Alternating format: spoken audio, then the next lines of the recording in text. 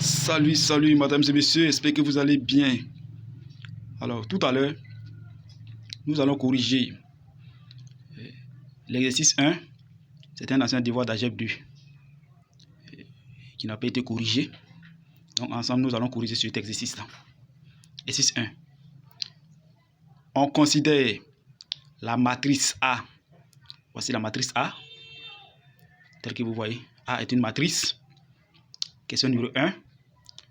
On dit déterminer le polynôme caractéristique de A et en déduire les valeurs propres de A.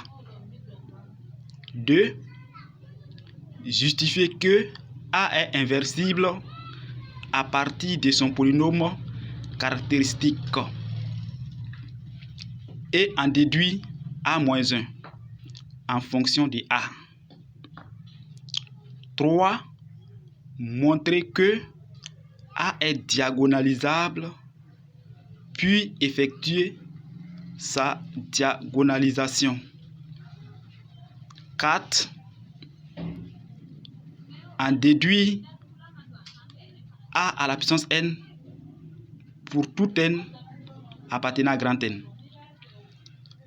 On nous donne la matrice A, puis on dit de déterminer le polynôme caractéristique et les valeurs propres. Alors, on passe à la résolution. Voici. Exercice 1. Voici la matrice A. 1. Déterminons le polynôme caractéristique de A. Alors, voici comment est-ce qu'on note le polynôme caractéristique de A. P de x de A égale déterminant de A moins x fois I3.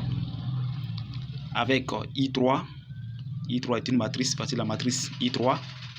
X fois I3, voici x fois I3.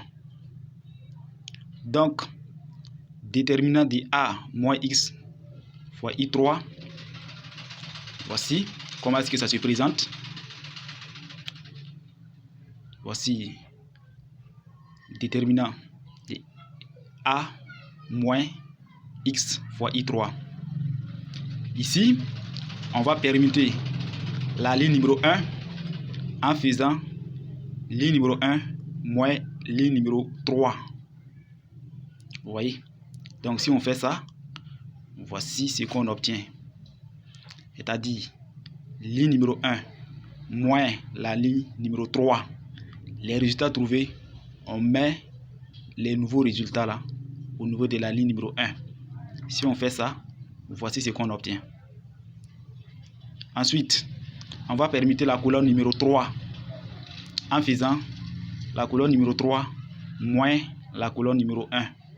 C'est-à-dire, on fait ça en faisant la colonne numéro 1 plus, excusez, c'est plus, c'est pas moins. On va permuter la colonne numéro 3 en faisant la colonne numéro 3 plus la colonne numéro 1. Si vous faites ça, plus ça, on trouve 0 ici. Quand on fait le calcul, les nouveaux résultats, on met ces nouveaux résultats là au niveau de la colonne numéro 3. Si on fait ça, voici ce qu'on obtient. P de x de A égale. Voici le résultat. Ici, on va faire sortir 2 moins x. Si on fait sortir 2 moins x, alors on va supprimer ceci. Vous voyez, en rouge. Et à la fin, on obtient P de x de A. P de x de A égale 2 moins x multiplié par, on va calculer le déterminant de ça.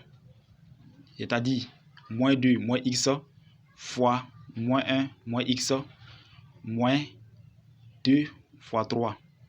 Si on fait ça, voici ce qu'on obtient. On développe tout ça là.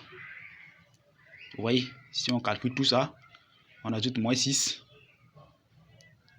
Voici ce qu'on obtient comme polynôme. On va calculer on va factoriser x carré plus 3x moins 4. Quand on factorise, à la fin, le polynôme caractéristique de A, on trouve 2 moins x fois x plus 4 fois x moins 1. Voici le polynôme caractéristique de P de x de A. Voici 2 moins x fois x plus 4 fois x moins 1. Maintenant, les valeurs propres. Vous voyez, les valeurs propres de A. Les valeurs propres de A ici, c'est juste les racines. On a moins 4, 1 et 2. Vous voyez, voici les valeurs propres de A. 2.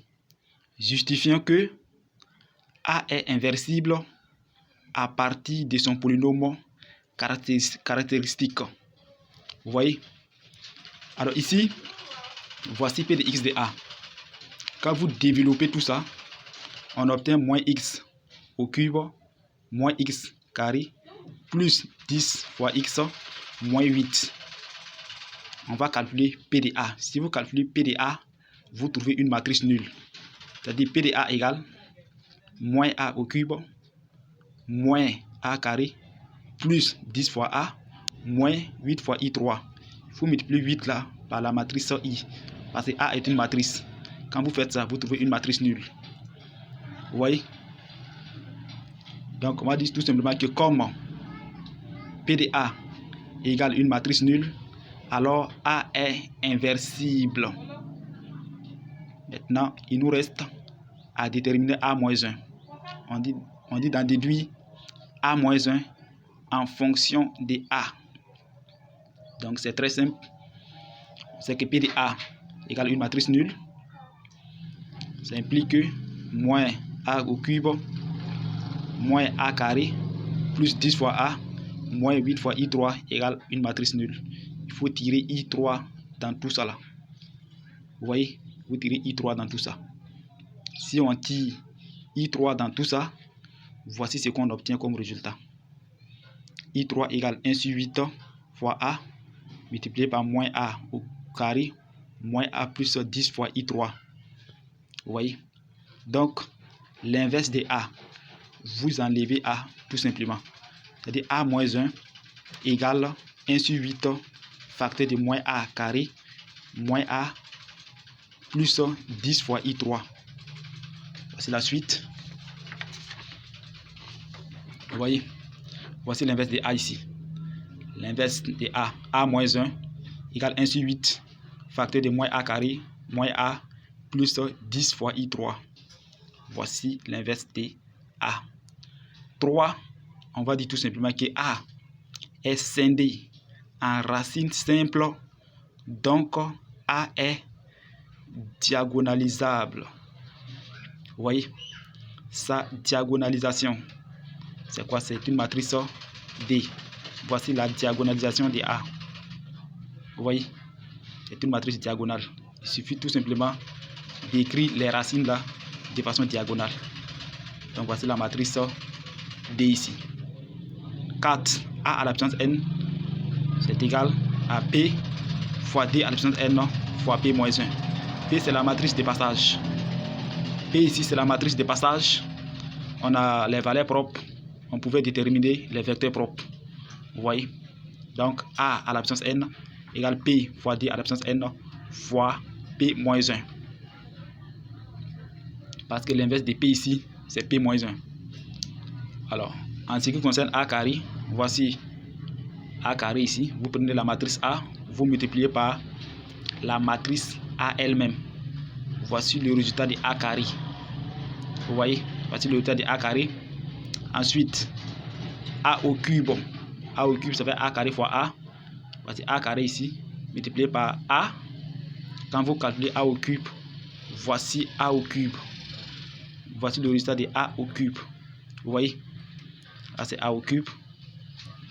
Ensuite, ça c'est le résultat de A au cube. Maintenant 10 fois A. Voici 10 fois A ici. 10 fois A. 8 fois I3. Voici. Si vous calculez P de A, à la fin vous trouvez une matrice nulle. Alors qu'est-ce que vous avez marqué dans cette correction? Écrivez-moi dans les commentaires. N'hésitez pas à vous abonner à ma chaîne pour recevoir les futures vidéos. À très bientôt.